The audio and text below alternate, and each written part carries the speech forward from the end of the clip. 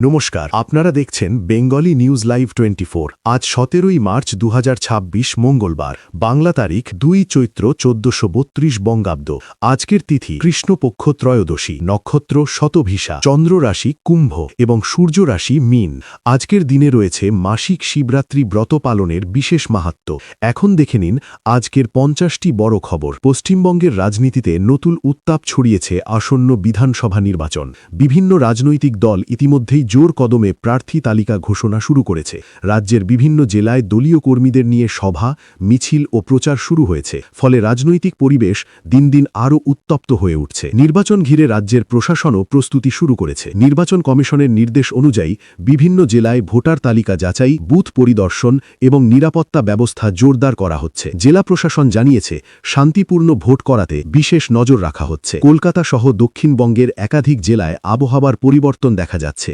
আবহাওয়া দফতর জানিয়েছে, দিনের তাপমাত্রা ধীরে ধীরে বাড়ছে এবং আগামী কয়েকদিনে তাপমাত্রা আরও বাড়তে পারে। গরমের প্রস্তুতি নিতে নাগরিকদের সতর্ক থাকার পরামর্শ দেওয়া হয়েছে। উত্তরবঙ্গের দার্জিলিং ও কালিম্পং জেলায় পর্যটকের ভিড় বাড়তে শুরু করেছে। পাহাড়ি আবহাওয়া ও বসন্তের মনোরম পরিবেশ উপভোগ করতে বহু পর্যটক পাহাড়ে ছুটছেন। স্থানীয় পর্যটন ব্যবসায়ীরা বলছেন, এবছর পর্যটকের সংখ্যা আরও বাড়তে পারে। কেন্দ্র সরকারের বিভিন্ন উন্নয়ন প্রকল্প নিয়ে রাজ্যে নতুন করে আলোচনা শুরু হয়েছে। বিশেষ করে রাস্তা, রেল এবং অবকাঠামো উন্নয়নের বিভিন্ন প্রকল্প দ্রুত সম্পন্ন করার ওপর জোর দেওয়া হয়েছে। কলকাতার মেট্রো পরিষেবা আরও সম্প্রসারণের পরিকল্পনা নেওয়া হয়েছে। শহরের নতুন নতুন এলাকায় মেট্রো সংযোগ পৌঁছে দিতে কাজ দ্রুত গতিতে এগোচ্ছে বলে জানিয়েছে কর্তৃপক্ষ। শিক্ষা দপ্তর রাজ্যের স্কুলগুলিতে নতুন শিক্ষাবর্ষের প্রস্তুতি শুরু করেছে। ছাত্রছাত্রীদের জন্য বিভিন্ন নতুন প্রকল্প ও ডিজিটাল শিক্ষা ব্যবস্থার উন্নয়নের পরিকল্পনা নেওয়া হয়েছে। কৃষকদের জন্য নতুন কৃষি সহায়তা প্রকল্প চালু করার উদ্যোগ নেওয়া হয়েছে। সরকারের তরফে জানানো হয়েছে যে কৃষকদের আর্থিক সহায়তা এবং আধুনিক কৃষি প্রযুক্তি ব্যবহারে উৎসাহ দেওয়া হবে। স্বাস্থ্য দপ্তর রাজ্যের হাসপাতালগুলিতে পরিষেবা উন্নত করতে নতুন পরিকল্পনা গ্রহণ করেছে।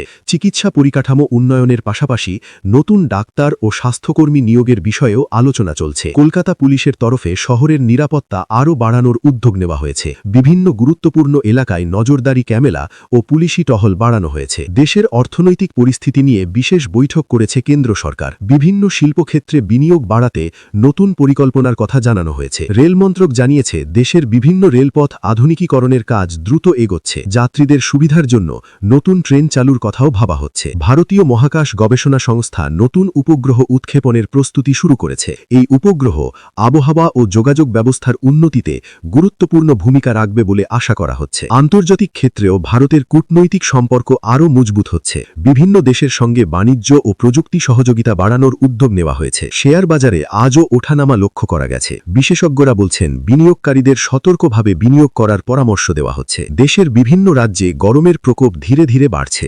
আবহাওয়া দফতর জানিয়েছে, আগামী কয়েক সপ্তাহে তাপমাত্রা আরও বৃদ্ধি পেতে পারে। খেলাধুলার জগতেও আজ বড় খবর এসেছে।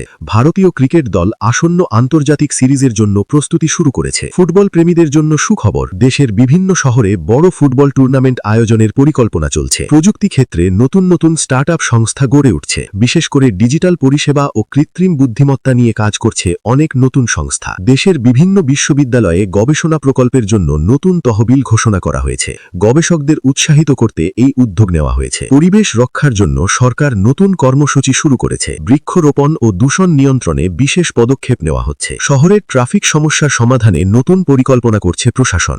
স্মার্ট ট্রাফিক সিস্টেম চালুর কথা ভাবা হচ্ছে। পর্যটন শিল্পকে এগিয়ে নিতে বিভিন্ন রাজ্যে নতুন পর্যটন প্রকল্প চালু করা হচ্ছে। কৃষি উৎপাদন বাড়াতে আধুনিক প্রযুক্তি ব্যবহারের ওপর জোর দিচ্ছে সরকার। দেশের বিভিন্ন রাজ্যে নতুন শিল্পাঞ্চল তৈরির পরিকল্পনা নেওয়া হয়েছে। ডিজিটাল পেমেন্ট ব্যবস্থার ব্যবহার দিন দিন বাড়ছে। গ্রামীণ উন্নয়নের জন্য নতুন প্রকল্প ঘোষণা করা হয়েছে। নারী নিরাপত্তা নিয়ে নতুন আইন ও সচেতনতা কর্মসূচি চালু হয়েছে। যুবকদের কর্মসংস্থানের জন্য নতুন প্রশিক্ষণ প্রকল্প চালু করা হয়েছে। দেশের বিভিন্ন শহরে স্মার্ট সিটি প্রকল্পের কাজ এগোচ্ছে। পরিবহন ব্যবস্থায় বৈদ্যুতিক গাড়ির ব্যবহার বাড়ানোর উদ্যোগ নেওয়া হয়েছে। স্বাস্থ্য সচেতনতা বাড়াতে নতুন প্রচার কর্মসূচি চালু হয়েছে। কৃষকদের জন্য সেচ প্রকল্পে বিনিয়োগ বাড়ানো হয়েছে। শহরের বর্জ্য ব্যবস্থাপনা উন্নত করতে নতুন প্রযুক্তি ব্যবহার করা হচ্ছে। দেশের বিভিন্ন স্থানে নতুন সেতু ও রাস্তা নির্মাণের কাজ চলছে। শিক্ষা ব্যবস্থায় ডিজিটাল ক্লাসরুমের ব্যবহার বাড়ছে। পর্যটন কেন্দ্রগুলিতে নিরাপত্তা ব্যবস্থা জোরদার করা হয়েছে। দেশের বিভিন্ন অঞ্চলে জল সংরক্ষণ প্রকল্প শুরু হয়েছে। পরিবেশ দূষণ কমাতে প্লাস্টিক ব্যবহারে নিয়ন্ত্রণের উদ্যোগ নেওয়া হয়েছে। বিভিন্ন রাজ্যে কৃষি মেলা আয়োজনের প্রস্তুতি চলছে। বিজ্ঞান ও প্রযুক্তি ক্ষেত্রে